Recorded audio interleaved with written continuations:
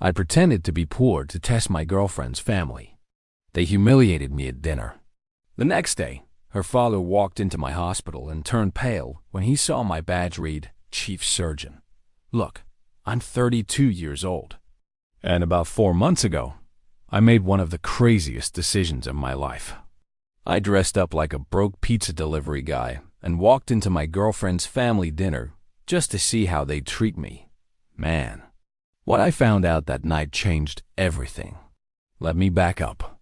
Her name was Sarah, 28, gorgeous, worked in marketing for some tech startup. We met at a coffee shop, totally random. She spilled her latte all over me. We laughed about it, exchanged numbers. The first few weeks were great, easy, fun. She was smart, funny, had this energy that just pulled you in.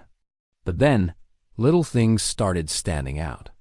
We'd be planning a date, and she'd always suggest the expensive spots. Not like nice restaurants. I mean, the places where you're dropping $300 on dinner. When I suggested cheaper options, food trucks, casual bars, whatever, she'd get this look. Like I just asked her to eat at a gas station. She'd laugh it off, say something about wanting to treat ourselves, but man, it felt off. And she asked about money. A lot. Not directly, you know? She was smooth about it. Questions about my car. I drove a decent Audi at the time, nothing crazy. Questions about my place. I had a nice condo downtown. She'd throw out comments about investment properties, retirement plans, future goals, always circling back to finances. The thing is, I never told her what I actually did for a living. I know, sounds weird. But here's the deal. I work in a field where people treat you real different when they know your position. Suddenly, you're not just a guy anymore. You're a paycheck. A status symbol. I'd been burned before by someone who loved my title more than she loved me. So when Sarah asked what I did, I kept it vague. Told her I worked in healthcare. Some management stuff. Technical work, boring, didn't like talking about it. She seemed fine with that answer. Didn't press for details. And honestly, that should have been my first clue. Because the Sarah I was dating, she was clearly looking for something specific. 8 months in, things started getting serious. We were talking about moving in together. Future plans. Meeting the families. But every time I brought up meeting her parents, she'd dodge. Always had an excuse. They were traveling. Her dad was busy with work. Her mom was dealing with some family drama. It was always something. But she'd met my folks. My parents loved her. My mom was already talking about grandkids, for crying out loud. And I'm sitting there thinking, why won't she let me meet hers? Then one night, we were at her place, having wine, just talking, and she let something slip. She mentioned her dad had strong opinions about the kind of man she should date. Successful, ambitious, someone who could provide a certain lifestyle. She said it casually, like it was no big deal, but I caught the weight behind it, the way she looked at me when she said it, like she was measuring me against some invisible standard. That's when it clicked. She'd been vague about my job because she was embarrassed. She hadn't introduced me to her family because I wasn't good enough. In her mind or her dad's mind, I was just some mid-level healthcare worker, not impressive enough for their standards. And man, that pissed me off. Not because of what I actually was, I mean, I'd worked my ass off to get where I am, but because she'd been judging me, hiding me, treating me like I wasn't worth showing off until she was sure about me. So I made a decision. I was going to meet her family, but I wasn't going as the real me. I was going as someone even lower than what she thought I was. I wanted to see how they'd treat me when they thought I was nobody. When they thought I was broke, directionless, going nowhere in life. I wanted to see their true colors. My buddy Mike had this beat-up 1998 Honda Civic he was about to sell for scrap. Cigarette burns in the seats, engine that sounded like it was dying, paint faded to hell. I borrowed it for the night. Went to Goodwill, Bought the cheapest clothes I could find, ripped jeans, a faded metallic shirt, old Vans with holes in them. Looked like I'd just gotten off a 12-hour shift at some dead-end job. Sarah had finally caved and set up the dinner. Her parents wanted to meet me. She seemed nervous about it. Kept telling me to dress nice, make a good impression, be polite. I told her not to worry, that I'd be on my best behavior. She had nitrogen monoxide idea what I was planning. The night of the dinner, I told her I'd meet her there. Said I had to work late. She bought it. I spent 20 minutes in my bathroom, staring at myself in the mirror, dressed like a broke college dropout. Part of me felt ridiculous. Part of me felt like I was about to prove something important. I stopped at a Pizza Hut on the way, bought a large pepperoni, let it sit in the passenger seat getting lukewarm. Figured if I'm gonna look the part, might as well commit to the bit. I plugged the address into my GPS, started driving. The neighborhoods got nicer, then really nice, then mansions, gated communities. The kind of place where the lawns look like golf courses and the cars in the driveways cost more than most people's houses. I pulled up to the address, wrought iron gates, stone driveway, a house that looked like it belonged in a magazine. I sat there in that rattling Civic, pizza on my lap, wearing clothes that smelled like thrift store mothballs. And I thought, what the hell am I doing? But I'd come this far. I drove through the gates, parked next to a Mercedes and a Range Rover. The contrast was almost funny. Almost got out, grabbed the pizza box, walked up to the front door. The doorbell echoed inside like I was ringing a church bell. I heard footsteps, heels on marble. The door opened. It was her mother, blonde, 50s, dressed like she was about to attend a charity gala. Pearls, the whole deal. She looked at me, then at the Civic, then at the pizza box in my hand. And the look on her face, man, I'll never forget it. Pure disgust. Like I just crawled out of a sewer and had the audacity to ring her doorbell. She didn't say hello, didn't smile, just stood there staring at me like I was something she needed to scrape off her expensive doormat. Finally, she spoke, asked if I was lost. Not joking, dead serious. Like there was nitrogen monoxide, way one could possibly be there for her daughter. I told her I was there for Sarah, that I was her boyfriend. The silence that followed. Brother, you could have heard a pin drop. And that's when I knew. This night was going to be exactly as bad as I thought it would be. She just stood there in the doorway, looking at me like I was a stray dog that had wandered onto her property. Then she called for Sarah. Not warmly. More like she was summoning someone to deal with a problem. Sarah came to the door maybe 30 seconds later. And man, the look on her face when she saw me. I watched her eyes go from confusion to shock to embarrassment. Pure, unfiltered embarrassment. Like I'd just shown up to prom in a clown costume. She tried to recover. Gave me this tight smile. Pulled me inside quickly, like she was trying to hide me before the neighbors saw. Her mom just walked away without saying another word. Didn't offer to take the pizza. Didn't welcome me in. Just left. Sarah grabbed my arm, whispered that I looked different, asked what happened to dressing nice. I shrugged, told her I came straight from work, didn't have time to change. She looked like she wanted to die right there in the foyer. The house was massive, like something out of a magazine spread.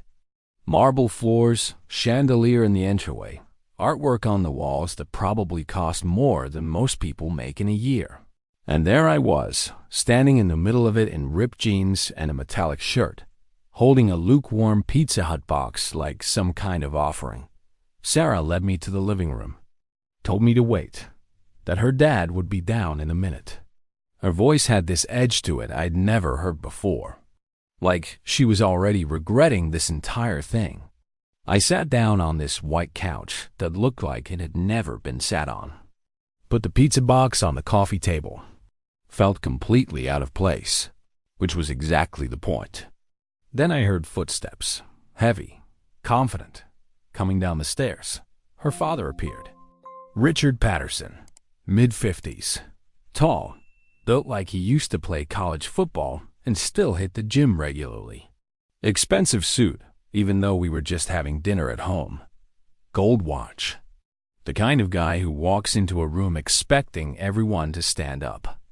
He looked at me, then at the pizza box, then back at me. The handshake he gave me was one of those power move handshakes. Squeezed hard, held eye contact too long, trying to establish dominance from the jump. I matched it. Didn't flinch. He seemed surprised by that, maybe even annoyed. He asked what I did for a living. Didn't even say hello first. Just went straight for it. I told him I worked in food service, delivery, pizza mostly, some other stuff on the side. The silence that followed was brutal. Sarah looked like she wanted to disappear into the couch cushions.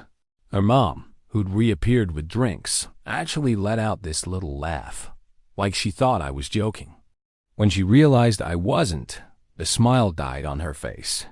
Richard just nodded slowly, said something about how honest work is respectable, but then immediately pivoted to talking about ambition. How important it is for a man to have goals, to push himself, to be more than just comfortable. The way he said comfortable, man, it was dripping with condescension. Dinner was ready. We moved to the dining room, another massive space. Table that could seat 12 easily, candles, fancy place settings. The whole production. Sarah's younger brother was already sitting there. Kyle, 24, fresh out of grad school, working at some investment firm his dad had connections at. He looked at me, looked at my clothes, and I could see the smirk forming. We sat down. The mother had made this elaborate meal. Roasted duck, fancy vegetables I couldn't even name, wine that probably cost more per bottle than my Goodwill outfit. They started eating. I started eating. Nobody said much at first. Then Richard started up again. He asked about my car. I told him it was a Civic, older model. Got me where I needed to go. He nodded, said he used to drive something similar back in college. Before he got serious about his career. Before he understood what success looked like. Kyle jumped in. Asked if I delivered pizza full-time, or if it was just a side thing. I said full-time. He laughed. Actually laughed. Said he had a buddy who did that in college to pay for beer money. Asked if I was planning to make a career out of it. Sarah told him to stop. But it was weak. Half-hearted. She didn't actually defend me. Just asked him to be nice, which somehow made it worse. The mother chimed in. Asked if I had gone to college. I told her some. Didn't finish. She made this sympathetic noise, like I'd just told her about a terminal illness. Said education was so important these days. That without a degree, it was hard to really get anywhere in life. Richard agreed. Started talking about how he built his business from the ground up. How he worked 80-hour weeks. How he sacrificed to give his family the life they deserved. How he expected the same kind of drive from anyone who wanted to be part of this family. That last part, he looked right at me when he said it. I just nodded. Took another bite of duck. Let him talk. Kyle asked what my 5-year plan was. Where did I see myself down the road? I told him I was taking it day by day, trying to stay afloat. He exchanged a look with his dad. The kind of look that said everything without saying anything. Richard leaned back in his chair, swirled his wine, started talking about how he was scheduled for surgery next week. Heart thing. Nothing too serious, but serious enough. Triple bypass. One of the best cardiac surgeons in the state was doing it. Cost a fortune, but worth it. Health is wealth, after all. He said the surgery alone was running close to $200,000. Insurance covered most of it, but still. The kind of money that most people couldn't even fathom spending on healthcare. Then he looked at me, asked if I had good insurance through my job. I told him no. Most delivery drivers don't. He shook his head. Said that was the problem with jobs like mine. No security, no benefits, no future. Just scraping by, one paycheck away from disaster. Sarah finally spoke up.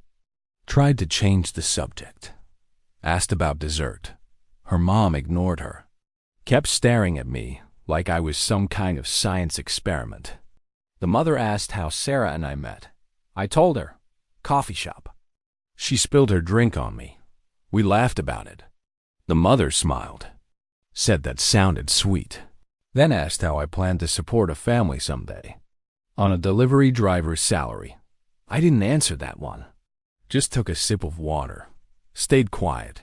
Richard took over. Said he wasn't trying to be rude. That he was just being practical. That as Sarah's father, he had to think about her future, about stability, about the kind of life she deserved. He said Sarah grew up with certain expectations, private schools, nice things, opportunities, and he wanted to make sure whoever she ended up with could continue providing that lifestyle. Kyle added that Sarah could do better. Didn't even try to be subtle about it. Just said it, right there at the table. Sarah told him to shut up, but again, no real heat behind it. The rest of dinner was more of the same. Little comments, passive-aggressive questions. Richard talking about his success. The mother asking about my family, my background, my prospects. Kyle making jokes at my expense. And Sarah just sat there, embarrassed, uncomfortable, but not defending me. Not once. After dessert, some fancy cake, I barely touched. Richard stood up. Said he had some work to do in his office. Shook my hand again. Told me it was nice to meet me. That he hoped I'd think seriously about my future. About what I wanted out of life. Then he looked at Sarah. Told her she had 5 minutes to say goodbye to her friend. That they had an early morning tomorrow. Her friend. Not her boyfriend. Her friend. Sarah walked me to the door. She was apologizing, saying her family was just protective, that they didn't mean anything by it, that they just wanted the best for her. I asked if she thought I was the best for her. She hesitated. Man, she actually hesitated. That told me everything I needed to know. I left, drove home in that beat-up Civic. Didn't say much. She texted me later that night, said sorry about the awkwardness. That we could talk about it tomorrow. I stared at that message for a long time. Then I deleted it. Blocked her number. Blocked her on everything. And the next morning, I got up, put on my scrubs, and went to work. Because that's what I do. I'm a surgeon. I have lives to save. But man, I'll be honest. Part of me wanted to see those people again. Wanted to see the look on their faces when they realized who I really was. And brother, I was about to get that chance sooner than I ever expected. The next few weeks were rough. Not gonna lie. But I dealt with it the way I always deal with things. I didn't call anyone. Didn't sit around feeling sorry for myself. I just worked. I was at the hospital 12, sometimes 14 hours a day. Took every surgery I could get scheduled for. Complex cases, high-risk patients, the kind of operations that require absolute focus. Which was perfect. Because when you're elbow deep in someone's chest cavity, trying to repair a valve or bypass a blocked artery, you don't have time to think about your own problems. And when I wasn't working, I was at the gym, twice a day sometimes. Morning session before my shift, evening session after. Pushed myself until my muscles screamed, until I was too exhausted to think about that dinner, about the way they looked at me, about the way Sarah just sat there and let it happen. Some of my colleagues suggested it, casually, the way doctors do when they notice you're putting in too many hours. I just smiled, said I was fine, changed the subject. Because honestly, the gym helped more than any therapist could. And work gave me purpose. I was saving lives, making a real difference. That mattered more than sitting on some couch talking about my emotions. But Sarah, man, she didn't make it easy to move on. She started texting from different numbers. I'd block one, another would pop up a day later. The messages were all the same, apologizing, saying her family was out of line, that she should have defended me, that she wanted to explain, to talk, to fix things. I ignored every single one. Then the emails started, long ones. Paragraphs about how she'd been thinking about everything, how she realized she'd made a mistake, how she wanted another chance. I set up a filter, sent them straight to trash. Didn't read them. 3 weeks after that disaster of a dinner, I was finishing up a consultation in the cardiac wing. It was late afternoon. I was tired, hadn't eaten lunch. Just wanted to finish my notes and head to the gym. I walked out of the patient room and there she was, standing in the hallway. Sarah, just waiting there like she had every right to be in a restricted area of the hospital. Security should have stopped her at the desk. I made a mental note to talk to them about that later. She started talking immediately, saying she needed to see me, that I couldn't just ghost her like this, that we needed to have a conversation. I told her there was nothing to talk about, that we were done, that she needed to leave. She got upset. Said I was being unfair, that I didn't understand, that her family didn't know the real me, and that's when she saw it. My badge, clipped to my chest, the one I wear every day, white coat, name embroidered on the pocket, and underneath my name, clear as day, Chief of Cardiac Surgery. She stopped mid-sentence, just stared at it. I watched her face go through about 5 different emotions in 10 seconds. Confusion, shock, realization, then something that looked almost like anger. She asked what that meant. I told her exactly what it said, that I was the Chief of Cardiac Surgery, that I'd been a surgeon for 8 years, that I ran the entire department. The look on her face, man, it was almost worth all the bullshit just to see that. She started backtracking immediately, saying she didn't know, that I never told her, that if she'd known, things would have been different. Her family would have been different. And that right there, that was the problem. That was exactly why I tested them in the first place. I told her I knew she didn't know. That was the whole point. I wanted to see how she and her family treated someone they thought was beneath them. And I got my answer. She tried to argue. Said it wasn't fair, that I'd lied to her, that I'd set her up, that she never would have hidden me from her family if she'd known what I really did. I just looked at her, asked her if she understood what she was saying, that she was literally admitting she was embarrassed by me when she thought I was just a livery guy, that my worth as a person was directly tied to my job title and my paycheck. She didn't have an answer for that, just stood there, mouth open, trying to find words that didn't make her sound as shallow as she clearly was. I told her we were done, that there was nothing left to say, that she should leave before I called security. She started crying, saying I was being cruel, that she loved me, that she made a mistake, but everyone makes mistakes, that I was throwing away what we had over one bad dinner. One bad dinner. Like that's all it was. Like I hadn't watched her entire family treat me like garbage for 2 hours while she sat there embarrassed instead of standing up for me. I didn't raise my voice, didn't get emotional, just told her calmly that what we had was built on a lie, that she never knew me. She knew the version of me she thought could give her the lifestyle she wanted. And now that she knew the truth, she suddenly wanted me back, not because she loved me, but because I was suddenly good enough for her precious family. She tried to reach for my arm. I stepped back, told her not to touch me, that she needed to leave. Now, one of the nurses had noticed the situation, came over, asked if everything was okay. I told her yes, that Sarah was just leaving. The nurse stayed there, professional, waiting. Sarah looked at me one more time, mascara running, still trying to find the right words. still thinking there was something she could say that would fix this. There wasn't. She left. I watched her walk down the hallway, past the nurse's station, toward the elevators. Watched her disappear behind the closing doors, and I felt nothing. No sadness. No regret. Just relief that it was finally over. I went back to work.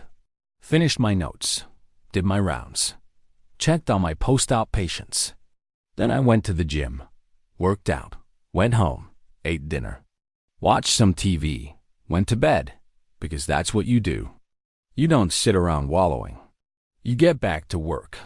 You focus on what matters. You keep moving forward. But life, man, life has a way of throwing curveballs when you least expect them.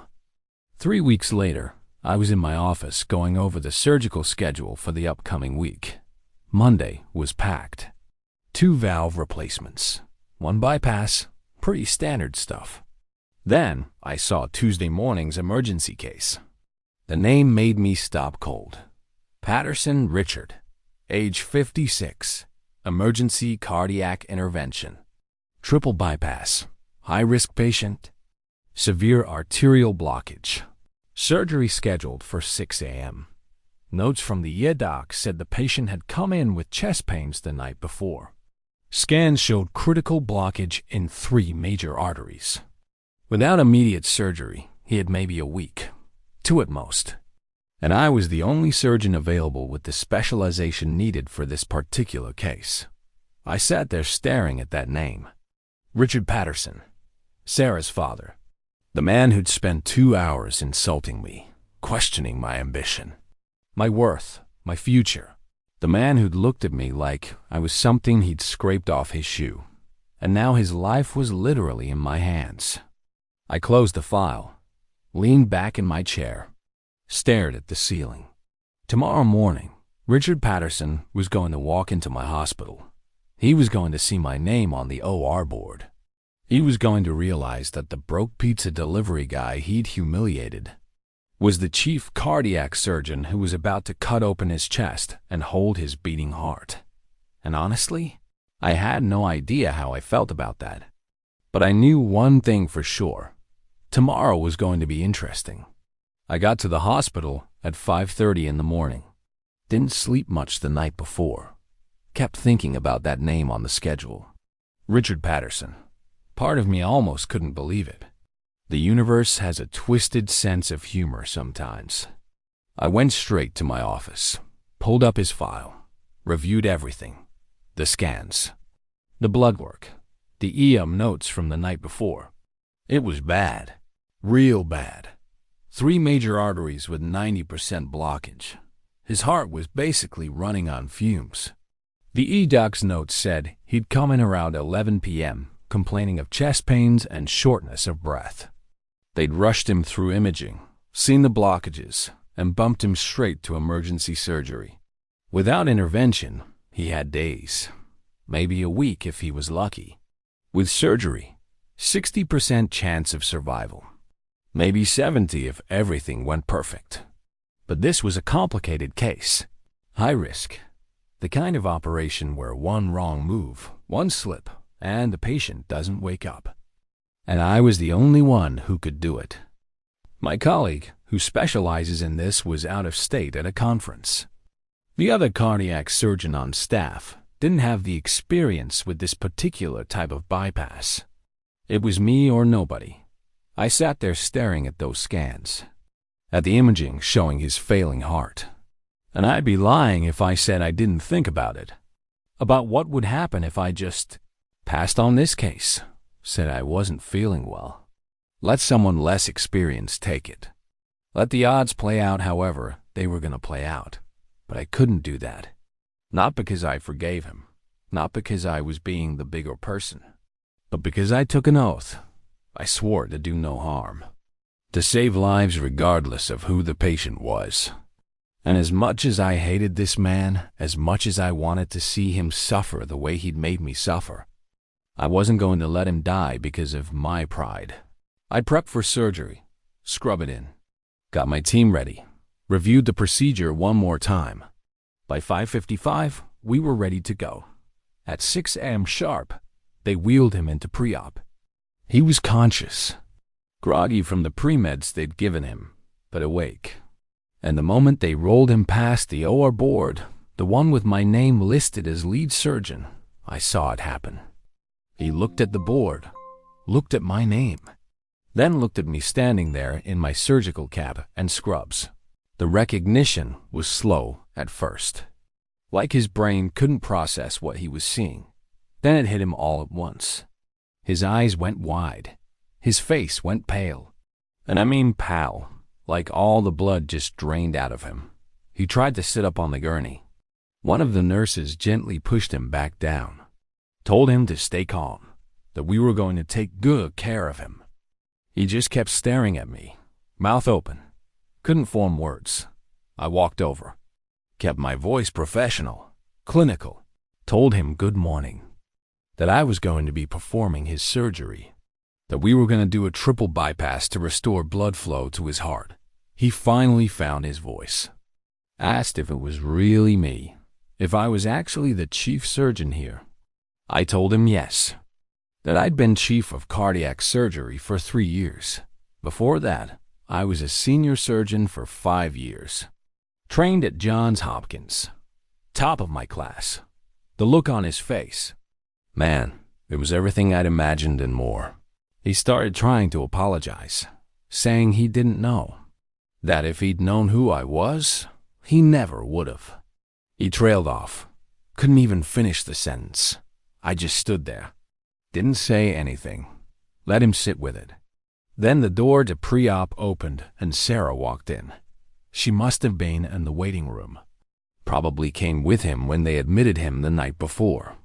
She saw me, saw her dad on the gurney, and she lost it.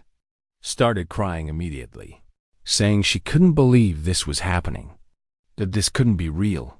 I ignored her, kept my focus on Richard, asked if he had any questions about the procedure, about the risks, about what to expect during recovery.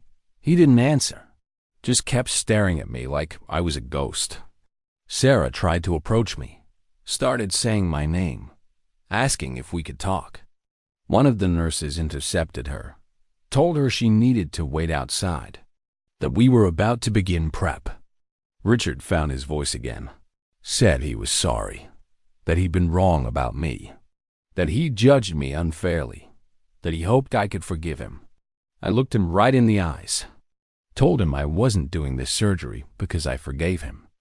I wasn't doing it because I was a good person or because I wanted to be the bigger man. I was doing it because I was a doctor, and doctors save lives. Even when we don't want to, his face crumpled. He started to say something else, but I cut him off. Told him he needed to save his strength, that the surgery was going to take about 6 hours, that he needed to stay calm and let us do our job. Sarah was still trying to get past the nurse, crying, saying she needed to talk to me, that this was all her fault, that she was sorry. I looked at her, just for a second. Then I looked at the surgical team, told them we were ready to begin. Turned back to Richard one last time, told him I'd see him when he woke up, that he was in good hands, that I was the best at what I did, and I was going to do everything in my power to make sure he survived this. Not because he deserved it, but because that's what I do. Then I walked out of pre-op, headed to the scrub room, started the ritual, soap, water, surgical scrub, 3 minutes on each hand, elbows, forearms, the routine I'd done thousands of times. My hands were steady. My mind was clear. Whatever feelings I had about Richard Patterson, about Sarah, about that whole nightmare dinner, I locked it away, compartmentalized it. Because in about 20 minutes, I was going to be holding this man's heart in my hands, literally, and I couldn't afford to let my emotions get in the way of that. One of the nurses asked if I was okay, if I wanted someone else to take the case, given the circumstances. I told her no, that I was fine, that this was just another surgery. She looked at me like she didn't quite believe that, but she didn't push it, just nodded, helped me into my surgical gown, gloves, mask. I walked into the OR. Richard was already under. Anesthesia had done its job. He was intubated. Monitors beeping steadily. My team was in position. Everyone knew their role. I stood over him. Looked down at the man who'd humiliated me. Who'd looked at me like I was worthless. Who'd suggested his daughter could do better than someone like me. And then I picked up the scalpel. Made the first incision. Clean. Precise. Exactly where it needed to be. And for the next 6 hours, I didn't think about that dinner. Didn't think about Sarah. Didn't think about revenge or justice or karma. I just did my job. Because at the end of the day, that's who I am. I'm a surgeon. And I save lives. Even when part of me wishes I didn't have to. The surgery took 6 hours and 23 minutes. Longer than I'd planned. There were complications. Unexpected bleeding in one of the bypass grafts. Had to stop, reclamp, resuture. The whole time, the monitors were screening at us. Blood pressure dropping, heart rate irregular. But we got it under control. Finished the bypass. All 3 arteries. Restored blood flow.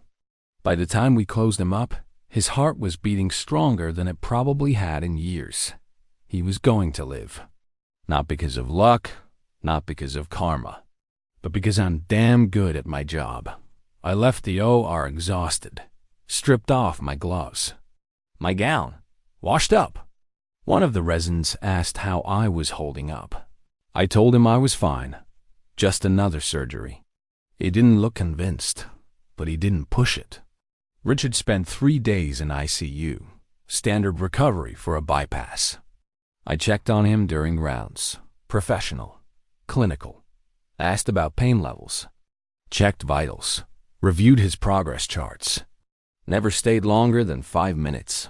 He tried to talk to me every time, tried to thank me, apologize again.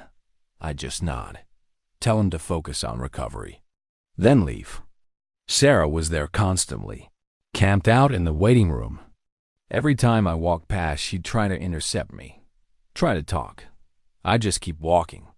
One time she followed me down the hallway. I stopped. Turned around.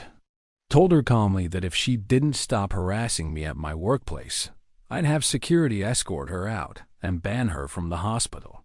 She backed off after that. Richard was moved to a regular recovery room after 5 days. Stable. Progressing well. The surgical team said he'd probably make a full recovery within 3 months. Guy was lucky. Most patients his age don't bounce back that fast from a triple bypass. On his last day before discharge, he asked to speak with me. One of the nurses relayed the message. I almost didn't go. But something made me walk into that room one final time. He was sitting up in bed, color back in his face. Looking more like the intimidating man I'd met at that dinner, and less like the terrified patient I'd operated on.